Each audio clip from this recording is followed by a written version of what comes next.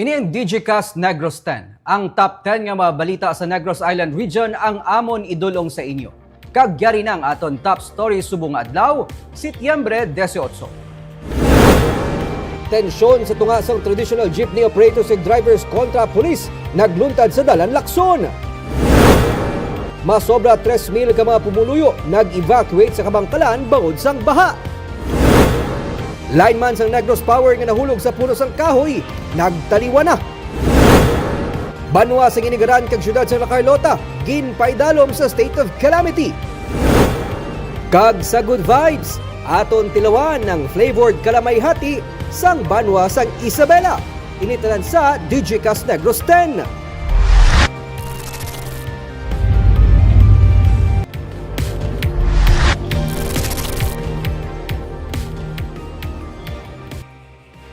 Sa number 10, bagyo nga Helen magwa na sa PAR karon sa gabi.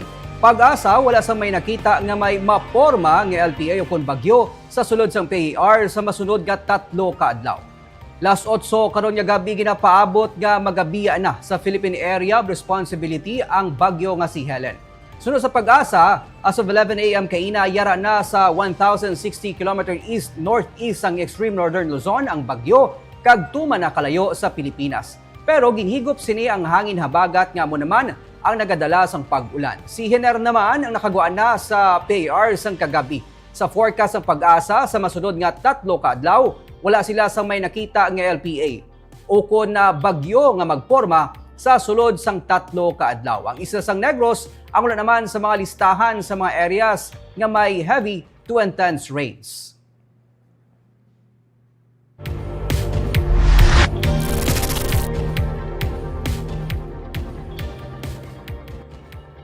Sa number 9, opisyal nga nagbukas ang 38th Negros Trade Fair sa Glorieta 2 sa Makati City, Martes sa gabi.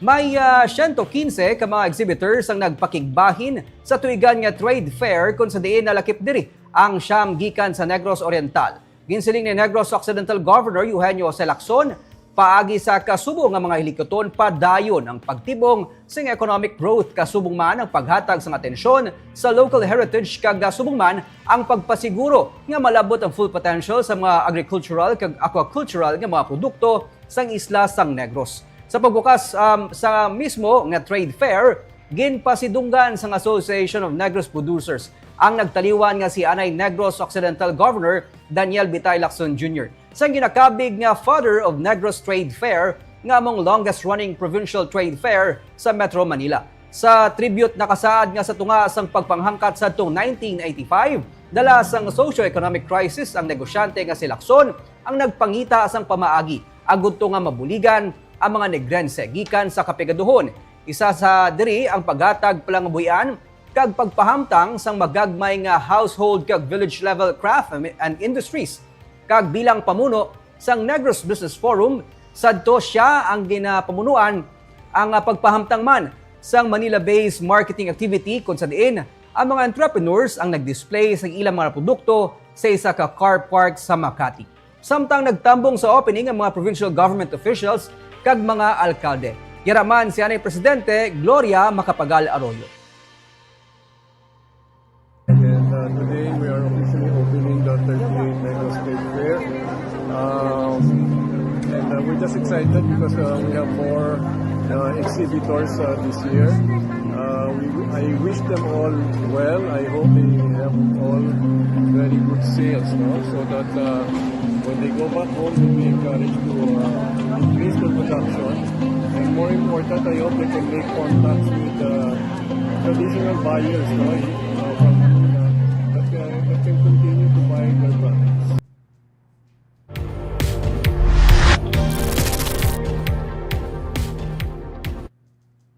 Sa number 8, Anay Councilor Homer Baez ginaabi-abi ang ginapatuman ng investigasyon sa ginpatigayon nga botohay sang Asenso Bacolod.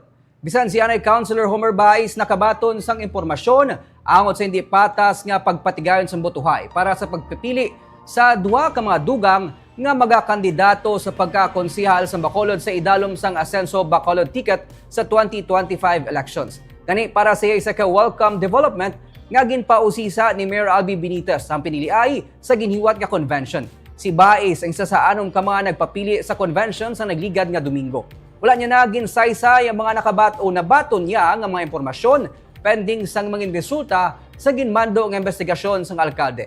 Ginpahayag ni Mayor Benitez nga posible ma-invalidate ang botohay kung mapatod nga wala nangin patas kag wala nangin neutral ang mga punong barangay sa digman sa kasugtan sang piniliay.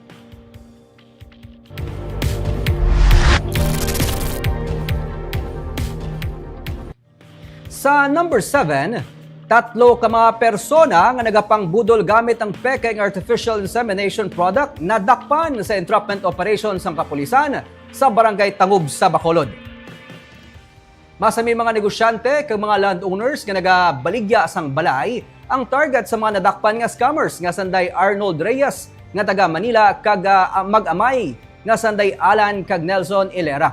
Ginsiling ni Police Lieutenant Colonel Jory Puerto nga sang 2022 kasubo nga nagpakuno-kuno nga buyer sang balay ang mga suspect upod sa nakapalagyo nga Arabo. Modus nila ang magbakal sang artificial insemination product nga ginagamit sa pagpabusong sa mga baka nga among itanyag sang kagrupo man nila nga mga scammer sa ilang mga biktima. Pero sa sulod sa mga nakapak nga karton, mga beverage products ang nakatago kag indi mga artificial insemination product. Kahapon isa sa mga biktima ang nagpalinton gilayon sa katapos sang Police Station 8 kag City Investigation and Detection Management Unit sa Bacolod City Police Office. Resulta nga nagkaladakpan ang pila ka mga katapo sang pangayaw nga budol-budol sa ginpatuman nga entrapment operation sa Barangay Tangub. Nagapating kapulisan nga yari lang sa syudad ang mga kaupdanan sa mga suspect. Gani nagapaandam sila sa publiko nga hindi gid magpaduso-duso sa mga transaksyon nga daw hindi mapatihan agod hindi man mabiktima sang pagpaniplang. Tinawag sa akon, may kintrap na sila. Kintrap sa hapon eh. Nakita na mga bakto, tatlo ka bakto. Ang unod ay Steve. Pero ang initial nga transaction, artificial insemination, na i-inject sa baka, ang baka mabata doon ka dilo. Pro Ice Tea galing unod. Dugay na sa legal nga go-operate di sa. Kaya may Cebuano, may Tagalog, may Ilonggo. Nakamuno ang gapakuno-kuno Arabo nga may iban pa sila nga upod. Bali na nakpan naman kung deliver lang sa box. Tatlo sila. So, ang Arabo sa hotel. Okay. Kaya namit sang kahapon na victim pang Arabo mo. Kaya nabaklan sa isa ka item.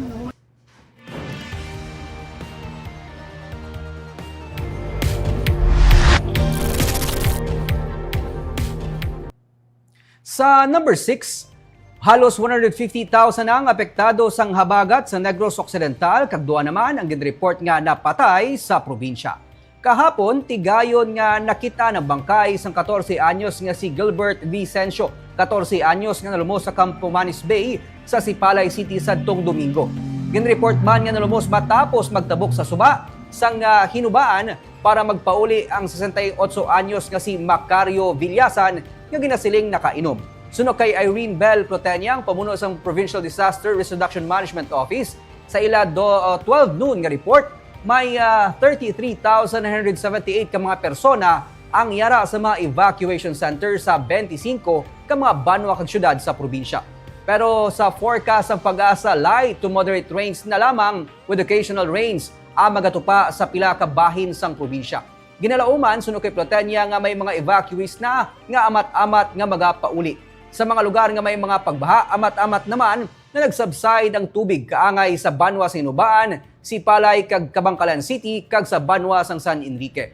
30 sa 31 ka mga LGU ang nagdeklarar sang suspension of classes, samtang 4 naman ang may work suspension. Kalitan sa Pananom ang ginreport nga yara sa 32.7 million pesos kag sa fisheries naman yara sa 1.7 million pesos. Ang kalitan sa kasapatan nagdangat sa 1.4 million pesos. Padayon ang paghatag sang ayuda sa mga apektado nga pumuluyo. Ma'am, actually, ginlanta ko kagi na ang weather advisory number 31, wala naman ang ang Negros Island region sa So hopefully by this afternoon mag-okay na ang aton nga weather. So ano na lang ang range? May range gyapon, ma'am? Basi occasional na lamis and localized thunderstorm ang aton nga ma-experience this afternoon.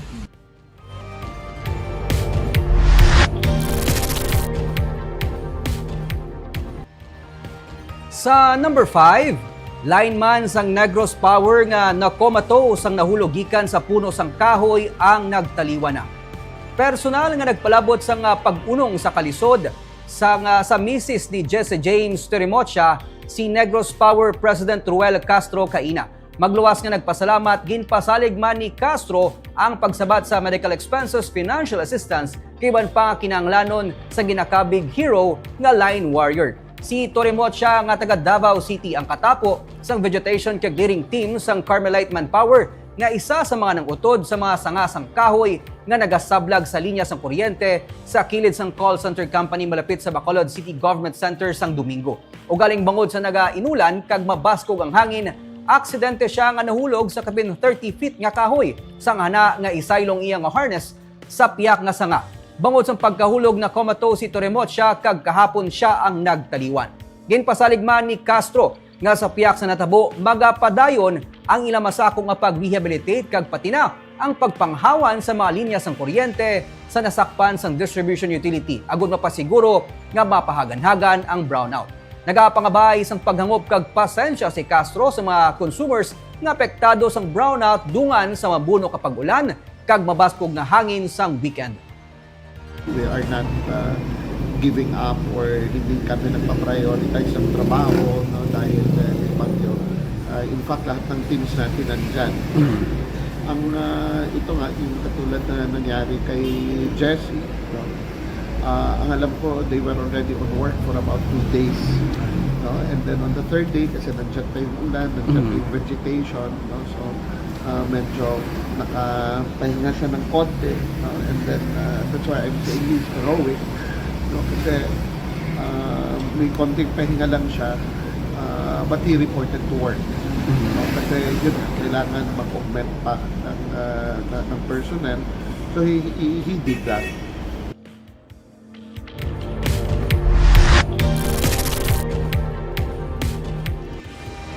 Sa number 4, natipang nga duta sa barangay Mailom sa Bago City ang nahimos na. Gilayon nga nagpatigayon sa clearing operation na makatapos ang City Disaster Risk Reduction Management Office, City Engineer's Office, General Services Office matapos nga may natipag nga duta sa dalan sa may barangay Mailom sa Bago City sang kahapon. Bangod sa pagbunok sang ulan, may mga duta nga natipag kag nagtumpok sa dalan. Gani gilayon ini nga ginhimos para hilway nga malabyan sa mga motorista ang dalanon. Sa subong pwede na nga malabyan ang amo nga dalan.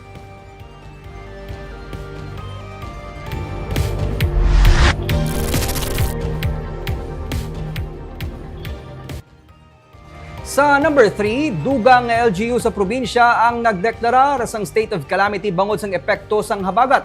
Sining adlaw ginpaidalo man ang banwa sang Hinigaran kag syudad sang La Carlota sa state of calamity. Suno kay Hinigaran Mayor Nadia Arceo, sa session sang Sanggunian nga Bayan Caina ginaprobahan ang resolusyon nga nagapaidalom sa banwa sa state of calamity.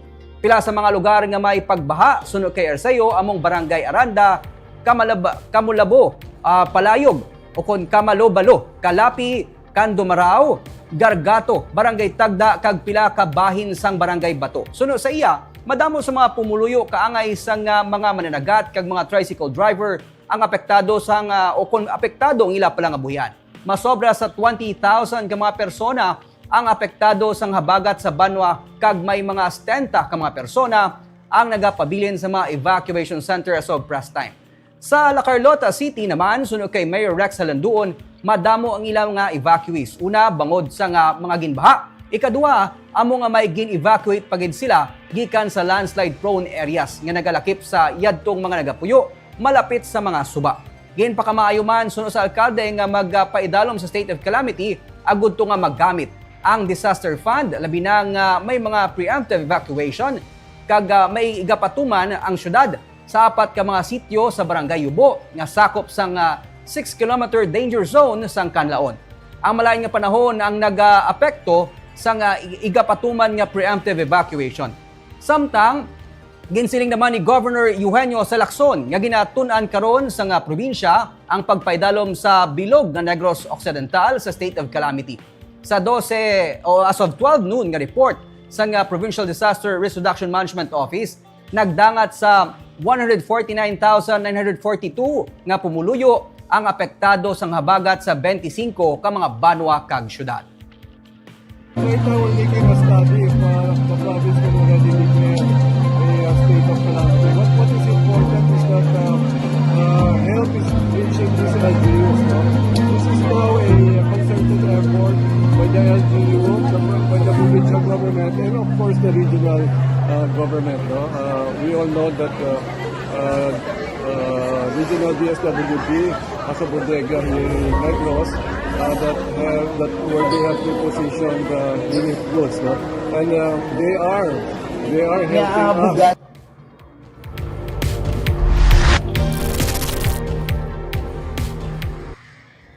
Sa number 2, sa Kabangkalan City masobra sa 3,000 ka mga persona ang nag-evacuate bangod sang mabunok nga ulan kag pagbaha.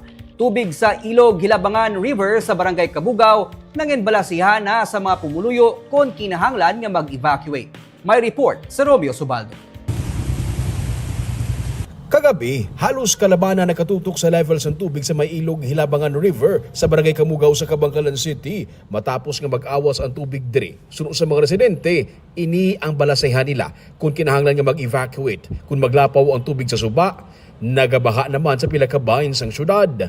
Tanan ng mga tubig sa bukid diri panimagi mo. Si Sito Lima, taga Barangay Bagroy sa Ilog, nagabiyahe siya sa tricycle. Naghapit siya makadali sa suba, naglili kun panayon ang pagdubo sang levels ng tubig. Nagtahaw naman abi ang ulan subong adlaw. Taga-ilog ka pa? Sa ilog. Kung magsaka ni tubig, prepara na ka mo tunasyon. Oo, prepara rin.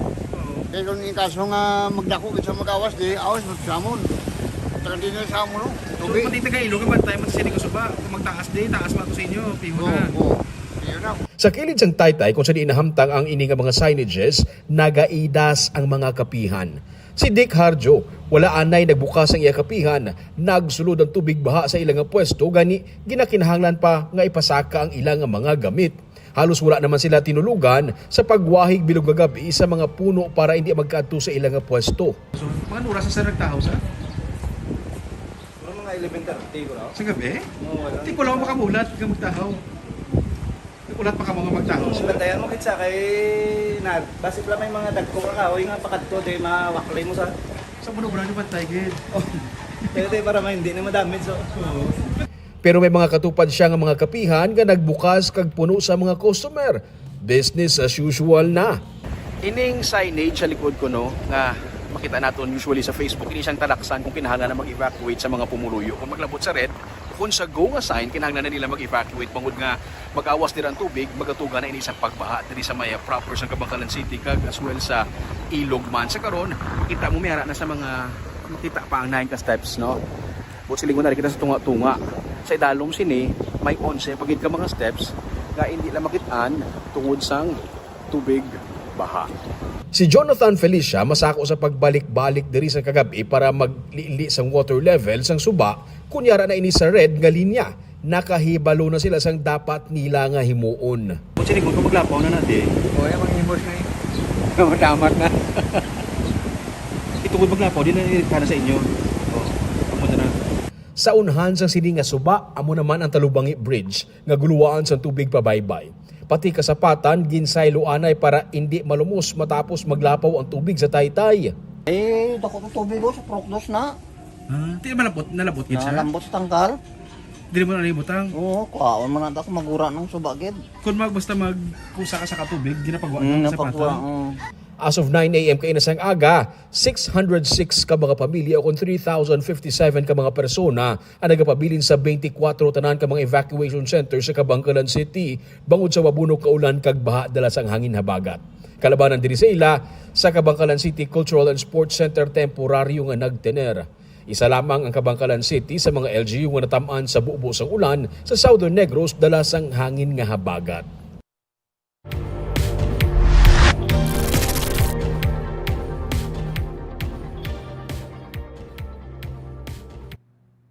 Kag sa numero 1 sa mga balita sa Negros subong nga adlaw.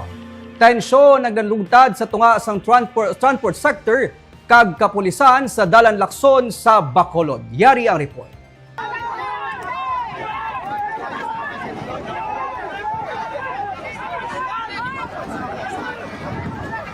Naglilupad ang bato sa water cannon ang katapos ang kinetko kag bakod nga nagrally sa Guasang El Fisher Hotel sa Daran Lacson sa Bacolod Kainas ang aga. Madason naging disperse sila paagi sa katapos ang Civil Disturbance Management Unit sa Bacolod City Police Office. Ginsiling ni Police Lieutenant Colonel Jody Puerto, nagabalabag sa dalan ang mga rallyista nga wala man sang permit. Ila paginyagin paradang ilang mga traditional jeepney sa dalan. So, hindi man diya ang venue para sa magsingit sa ilang mga sentimento. Ito ilang part ng gusto na sa mga agasan dito. Hindi ang obstruction na ito. Pero may permit ang ilang pag-twice, sir?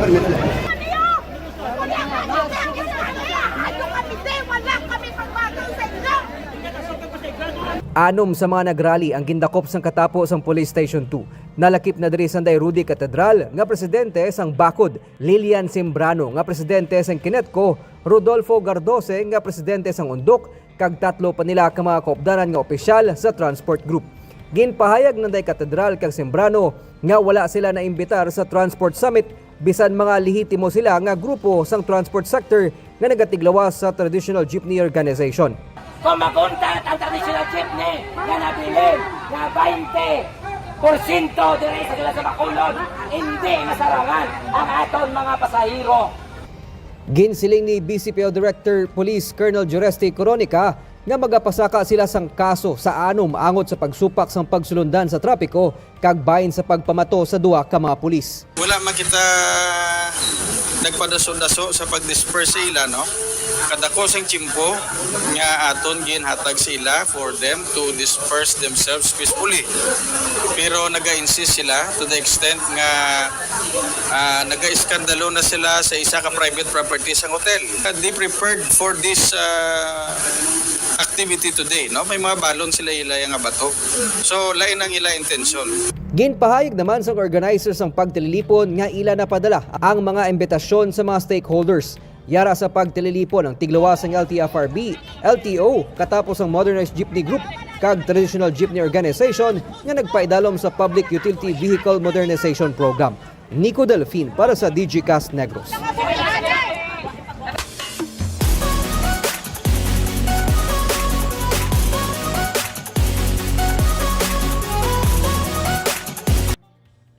Kag sa good vibes, nagakaon kabala sang kalamay-hati sa Banwa sang Isabela, amat-amat nga nagakakilala ang flavored kalamay-hati sang isa ka anay empleyado sang restaurant.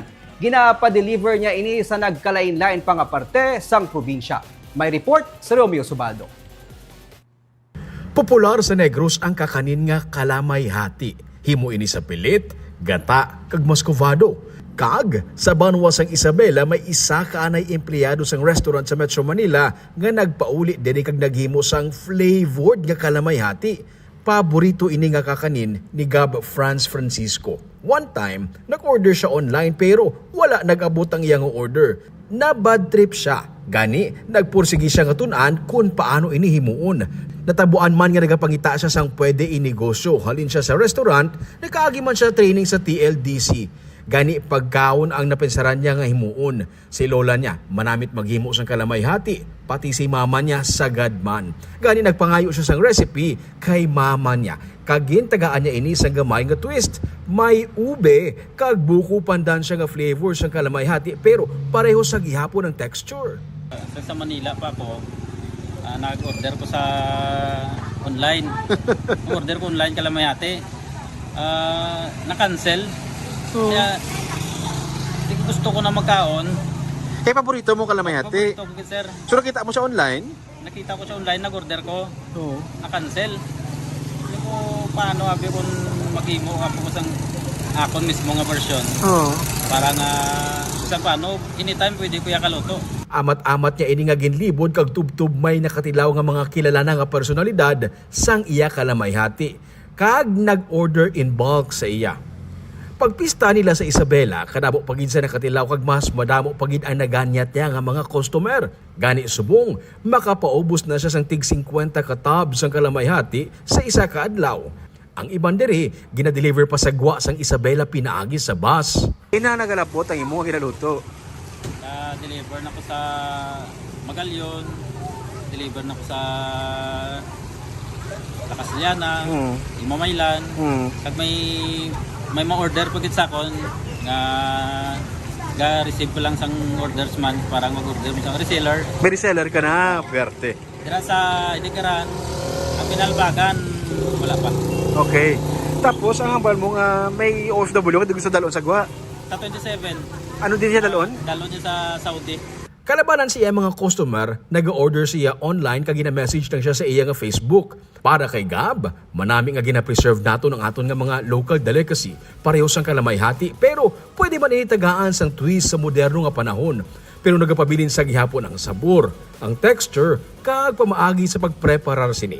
Ginaplano niya man nga isulod sa paya ang iyang produkto, pareho sang kinaandan sang una para likaw pagid sa plastic. Sa liwat no, antes kita magtakop nagtamyaw kita sa aton nga mga live viewers, si Lindon Sunyo, si Nati Rosales, Yana Michelle Katakata, sumuman kay Natnat Aledron, kay Kayla Kainday, kag si Rose Salazar. Nagapamangkot man no, kung bala may klase, buwas si Mary Cristina Hisura, pero so far ang Isabela pa lang ang balik klase. Kag wala pa nakahatag sang announcement ng pila ka mga LGU. Subuman kay Sir RJ Lizares, mayong hapon sir, kay Joy Perono, nagatanaw man no, kag si Gav France. Likewise kay Patrick Tijares. Kagamuyad to mga top 10 stories subo nga adlaw. Tubtubwas, ako si Nico Delfin.